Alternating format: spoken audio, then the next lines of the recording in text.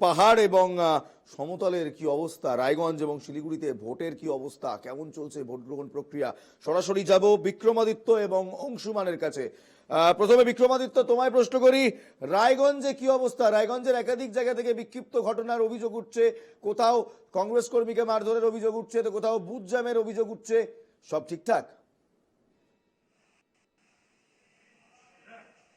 দেখো, এখনো পর্যন্ত বিক্ষিপ্ত দু একটি ঘটনা ছাড়া শান্তিপূর্ণ ভোট চলছে এবং মানুষ কিন্তু উৎসবের আমেজে ভোট দিয়ে আসছে।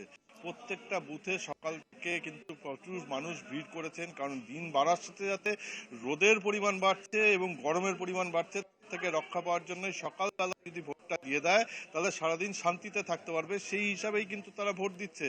আমরা কিন্তু দেখেছি অনেক বুথে প্রচুর লাইন, কিন্তু এই বুথটায় কিন্তু একটু শান্তি অবস্থা, অনেকটা জায়গা জুড়ে এই বুথটা রয়েছে এবং এই বুথেই পলিটেকনিক কলেজ 36 নম্বর বুথ আমরা দাঁড়িয়ে আছি।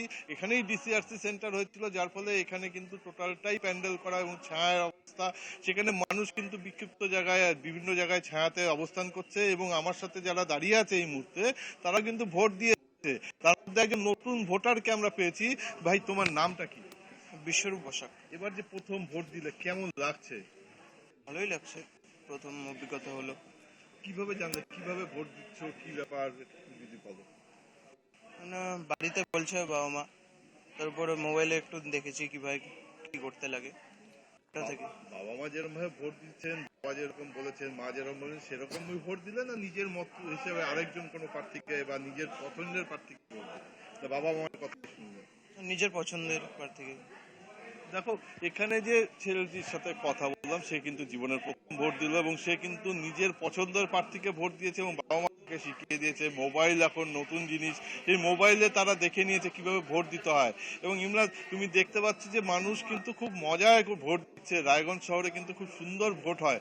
এই দুই একটি বিক্ষিপ্ত ঘটনা যেটা ঘটেছে সেটা ভোটের আগে, এবং বুথ জ্যামের ঘটনা সেটা কিন্তু এই রায়গঞ্জ লোকসভা কেন্দ্রের রায়গঞ্জ, ইটাহার, হেমতাবাদ, কালিয়াগঞ্জ এই অঞ্চলে ঠিক সেরকম ভাবে না হলেও ইসলামপুর সাব ডিভিশনে এই ট্রেনটা কিন্তু দেখা যায় সেখানে গন্ডগোল হয়, কিন্তু প্রশাসনিক তৎপরতা এবং কমিশনের তৎপরতায় 111 কোম্পানির কেন্দ্রীয় বাহিনী এখানে ডিপ্লয়েড করা হয়েছে, যার ফলে কিন্তু সেখানেও কিন্তু যেই পরিমাণ গন্ডগোল হওয়া উচিত ছিল তা কিন্তু হচ্ছে না, শান্তিতেই ভোট চলছে। ইমরান, বেশ বেশ, পৃথা দাশগুপ্ত রয়েছে আমার সঙ্গে এই মুহূর্তে, তার সঙ্গে রয়েছেন কার্তিক পাল। সরাসরি একবার পৃথার কাছে যাব। পৃথা, কার্তিক বাবু কি বলছেন? কার্তিক পালের কি বক্তব্য? ভোট কেমন এগোচ্ছেন?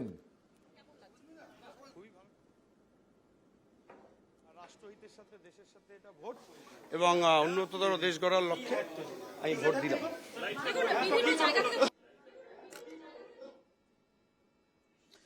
বেশ, আমরা ফিরবো পৃথার কাছে। তার আগে একবার অংশুমানের কাছে যাই। অংশুমান, পাহাড়ে আজকে তাপমাত্রা অনেকটাই কম, লোকজন বলছে বেশ স্বস্তিতে ভোট হচ্ছে। পাহাড়ে স্বস্তির ভোট, শিকে ছিড়বে কার ভাগ্যে? দেখো, দার্জিলিং পাহাড়ে তাপমাত্রা কম এবং ভোটের যে তাপমাত্রা সেটাও কিন্তু কম, কিন্তু ভোটাররা দার্জিলিং এবং সমতল শিলিগুড়ি সহ পার্শ্ববর্তী অঞ্চলে কিন্তু আজকে এই যে গণতন্ত্রের উৎসবে কিন্তু আনন্দের প্রত্যেকে ভোট দিতে এসছে। এবং বিভিন্ন যে বুথগুলোতে যদি আমি লক্ষ্য করি যে সকাল থেকে ভোটারদের লাইন ছিল কিন্তু চোখে পড়ার মতন, সকাল সকাল ভোটাররা এসে নির্বিঘ্নে এসে ভোট দিয়ে যাচ্ছেন। যদিও সমতলের কথা ধরি, সমতলের কয়েকদিন থেকে এখানকার তাপমাত্রা এতটাই বেড়েছে যে সেই কারণেই হয়তো সবাই ভোটাররা সকালবেলাটা পছন্দ করেছে, সকাল সকাল একটু আবহাওয়া ঠান্ডার মধ্যে এসে ভোটটা দিয়ে চলে যাবেন। কিন্তু পাহাড়ে সেই তুলনায় বিভিন্ন জায়গায় যেগুলোতে ভোটগুলো হচ্ছে সেখানেও কিন্তু ভোটাররা সকাল থেকেই লাইন। সাধারণত পাহাড়ে যেগুলো ভোটগুলো হয়ে থাকে সেগুলো আমরা দেখি যে ভোটাররা সকাল থেকে আসে।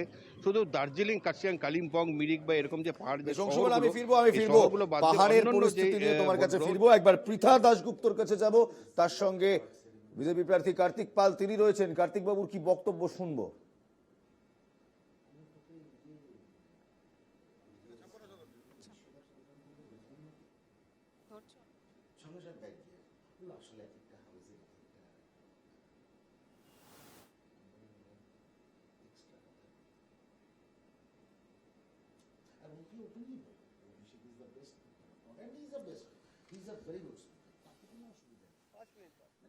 ধরবে কি? প্রার্থী দাঁড়িয়ে আছেন।